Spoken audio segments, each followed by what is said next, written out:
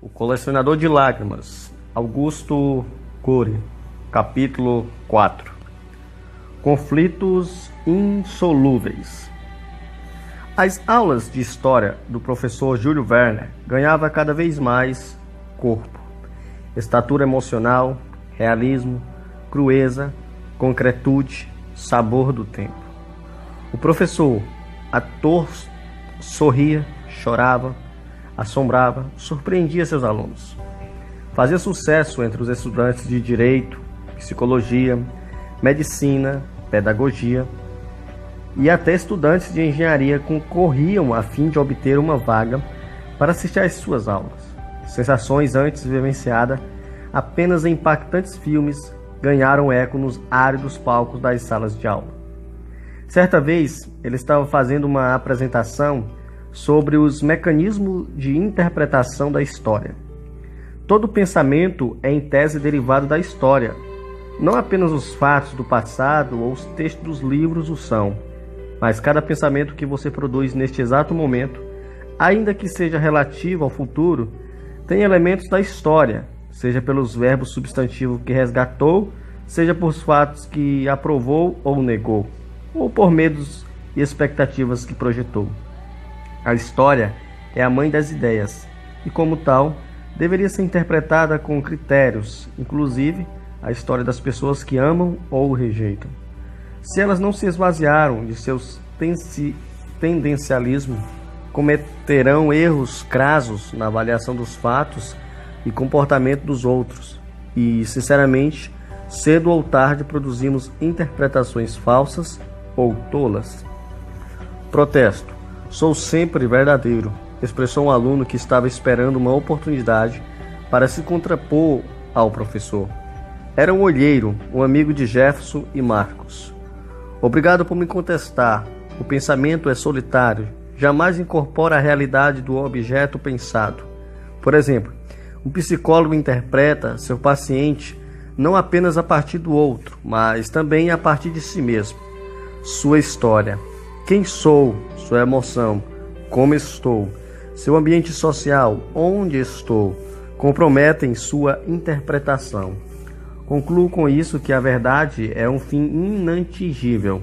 Portanto, você não pode ser sempre verdadeiro, a não ser que seja um Deus, respondeu o mestre. Esse aluno filmava o comportamento dos professores subitamente ao ouvir essas palavras. Juntamente com os outros colegas, saiu da classe e, antes de deixar o ambiente, rebateu. É você que pensa que é um Deus. O clima ficou pesado. Segundos depois, o professor fitou a classe, respirou profundamente e alertou. Cuidado, o pensamento consciente é virtual e como tal liberta nosso imaginário, mas ao mesmo tempo está sujeito a graves distorções. No exato momento em que lemos a memória e construímos uma cadeia de pensamentos, nossos níveis de análise ansiedade, crenças religiosas, ideologias políticas interferem em frações de segundo nessa construção e contaminam nosso julgamento.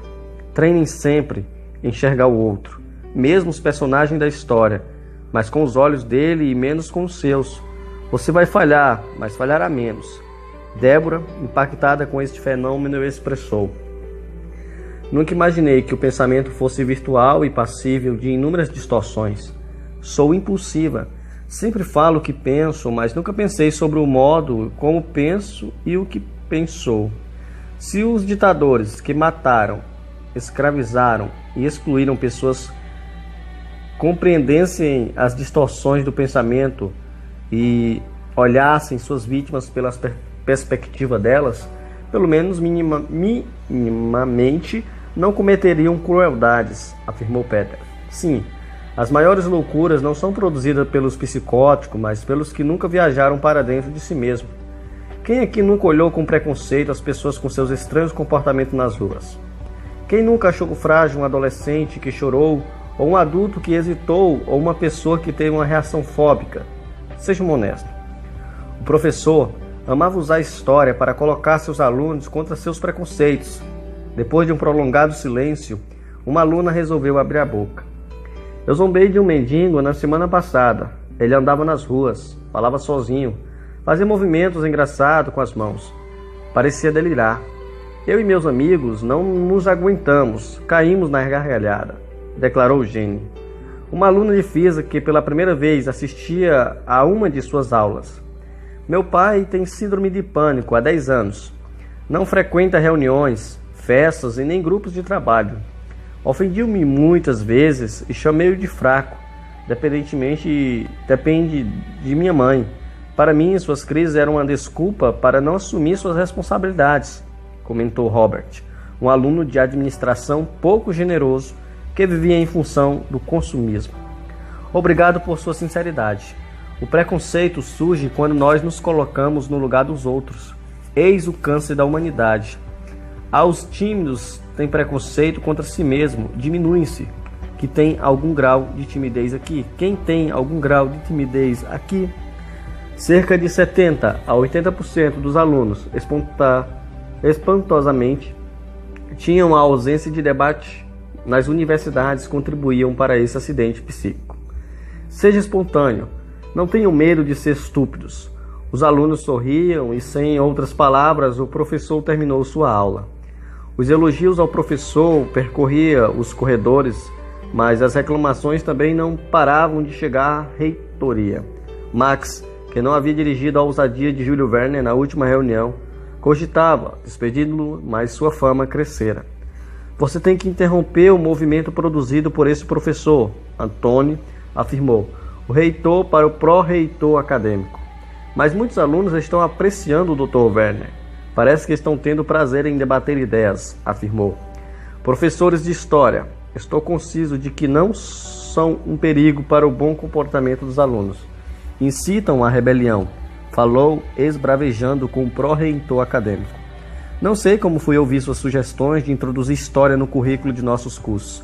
Até no de engenharia, como eu, Max Humpert, um dos mais respeitados intelectuais desta nação, fui tolo.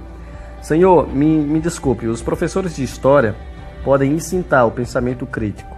A história é a lupa para se enxergar o futuro e corrigir suas rotas. Falou timidamente Antônio, tentando defender sua ideia. Até você está seduzido por esses romantismos de Júlio Verne? Alguns alunos e professores estão furiosos. Acham suas exposições uma palhaçada teatral, um insulto à rotina acadêmica. O importante são as competências técnicas. Antônio sabia que as competências técnicas formavam o profissional, mas não o ser humano. Tinha em mão pesquisas que revelavam que grandes partes das demissões de executivos eram por falta de habilidades emocionais, interpessoais, cultura geral e habilidades não técnicas. Por isso, tentou inovar em sua universidade, mas não podia enfrentar o reitor, um especialista em despedidas de afetos. Mas, Dr. Marx, a procura por nossas universidades aumentou. Ao ouvir isso, o reitor reagiu rápida e rispidamente. Aumentou, mas não por causa dele, em detrimento dele. Aumentou pelo meu trabalho. Antônio procurou o professor de história, sentindo que também poderia estar com a corda no pescoço. No fim de uma de suas aulas, pediu mais uma vez que tivesse mais moderação. Professor Júlio, você me lembra de quando comecei minha carreira, mas sinto muito, sua carreira aqui está por um fio. O reitor está no limite. Não me importo. Não se importa? A Europa está em crise financeira. Há professores universitários trabalhando como taxistas. Há mestres empregados como garçons. Doutores como balconistas, sem contar a leva de desempregados. O professor suspirou e titubeou um pouco, mas foi sincero. Dormindo direito, e se eu for infiel à minha consciência, ficarei insone, serei um zumbi. A decisão é sua e as consequências também, disse desanimado o pró-reitor, sentindo que o professor era imutável, pelo menos nesta área, o que acabaria complicando a ambos. 10 passos à frente, Júlio Verne encontra os alunos Peter, Lucas e Brand, que havia saído de sua última aula e conversavam no corredor. Eles os cumprimentaram com entusiasmo. Peter tomou a frente e perguntou: onde será a sua próxima aula, mestre? Espero que ainda seja aqui, Peter. Mas por quê? Parece que sou um corpo estranho na instituição. E antes que eles fizessem mais perguntas, acenou com as mãos e partiu indeciso. Passou o dia pensativo e à noite, quando colocou sua cabeça no travesseiro, foi assaltado pelo medo de mergulhar nos insólitos espaços dos seus pesadelos. e novamente aconteceu. De madrugada, acordou assombrado, sentou-se rapidamente na cama com os olhos marejados de lágrimas, pulmões galopantes, pânico, o cardápio psicossomático de sempre. Era 5h15 da manhã. Catherine também acordou tensa e dessa vez perdeu a paciência. Júlio, eu te amo, mas não suporto presenciar sua dor. Não é normal alguém ser escravo de pesadelos dramáticos e tão frequentes. Eu sei, disse incomodado. Você precisa se tratar, tomar um indulto do sono, fazer terapia. Acho que você tem razão, reconheceu ele pela primeira vez. Mas por que ficar inerte, paralisado, sem ação? Eu não entendo, você é formado em psicologia, tem um notável conhecimento da mente humana. Sempre foi seguro. O que o perturba? O que o aflige? Admitir que não é perfeito? Que é frágil? Que há monstros em seu inconsciente que é vergonha? Desculpe-me, Kate. É só o que sabe dizer, desculpe-me. E o nosso casamento? Faz 2 meses que você vive estressado. Raramente fazemos amor. Tem o seu corpo, mas não sua alma. Você vive distante, não saímos mais. Você não tem sequer disposição para irmos a um simples restaurante. Onde está o homem forte, o judeu bem-humorado, romântico, cativante? Catherine disse essas palavras e saiu da cama angustiada, tentando esconder suas lágrimas. Pela primeira vez colocou em xeque seu casamento. Trocou-se rapidamente e foi preparar a mesa do café da manhã. Não tinha mais ânimo para voltar a dormir. Estava perdendo o homem que amava e sentia-se completamente importante. 15 minutos depois, Júlio Verne apareceu na sala do café e sentou-se ao seu lado. Ela já tinha comido alguma coisa e ia começar a tomar seu suco de laranja. Júlio ficou sentado silenciosamente. Catherine sentiu que não tinha nada para lhe dizer naquele momento. Quando ela ia se preparar para se levantar, alguém bateu à porta. E como da outra vez em que Júlio recebeu a estranha carta, o porteiro também não interfonou para avisar sobre um suposto visitante. Os toques eram igualmente fortes e apressados. Ele, ansioso, levantou-se desastradamente, derrubou seu suco sobre ela e, sem nem sequer lhe pedir desculpa, dirigiu-se à porta como se aguardasse algo ou quisesse esconder um segredo dela. Quem sabe eu pego um flagrante, o estranho visitante que deixou a carta da outra vez? Imaginou.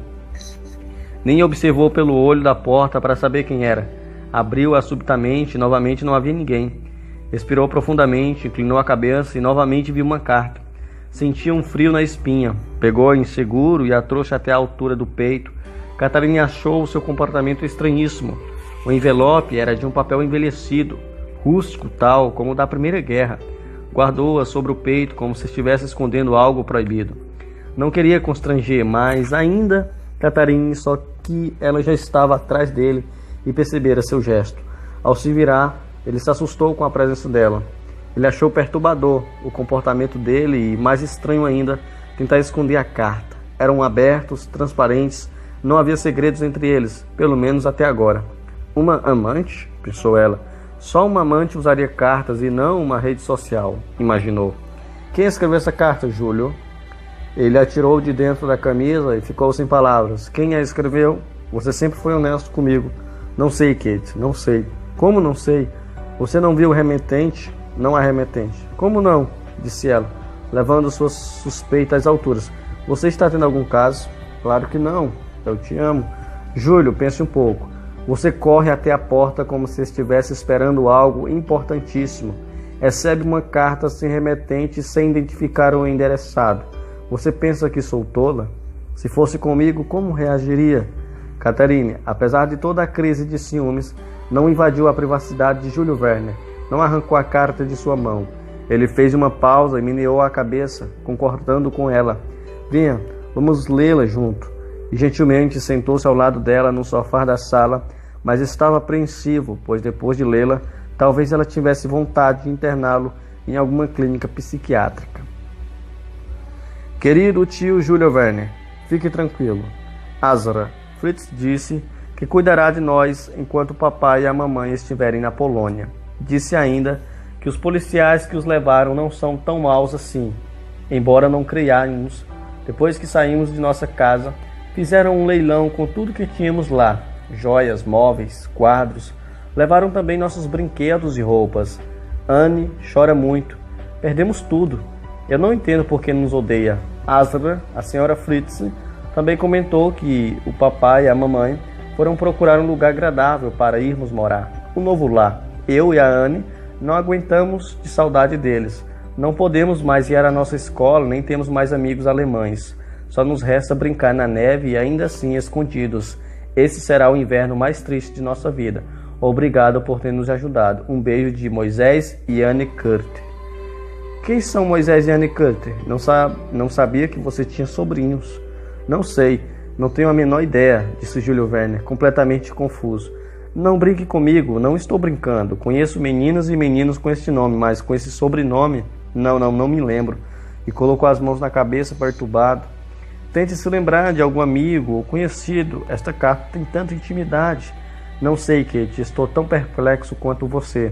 Espere, nós estamos no verão, o inverno ainda está distante, observou Catherine. Também reparei nesse detalhe, disse curioso e acrescentou.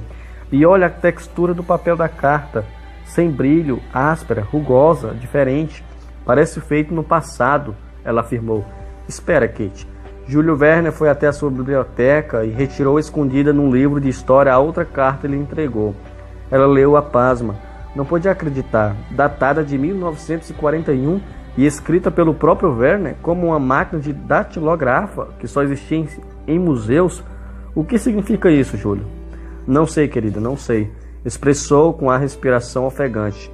É incrível essa endereçada a Goebbels. Só sei que essas cartas são tão estranhas quanto os meus pesadelos. Será que você... Ela interrompeu sua fala.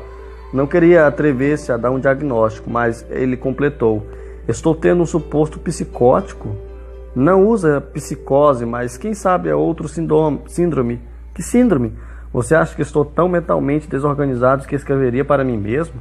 Ela ficou em silêncio e ele expressou. Mas como? Posso estar perturbado, mas não rompi com a realidade. Sei quem sou, onde estou, meus papéis sociais, disse tenso, tentando ser razoável. Enquanto falava, transpirava. Ela aventou outra possibilidade. Será que você não está sendo alvo de alguma conspiração? Pensei nisso, mas sou apenas um professor de história. Quem sabe grupos extremistas? Não prego a violência, não sou radical, não tenho inimigos, sou pacifista. Torço dia e noite para que palestinos e judeus vivam harmonicamente, mas não entendo, Kate.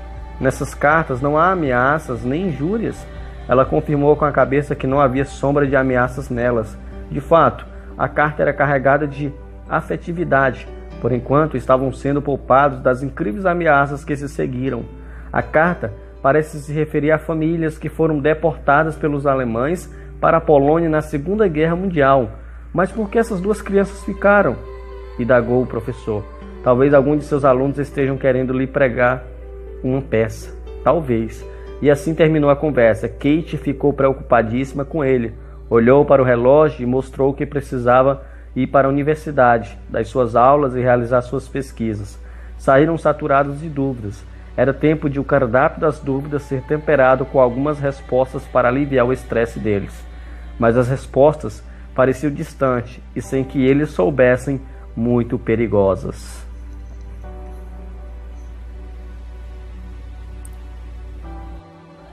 O Colecionador de Lágrimas, Augusto Cury.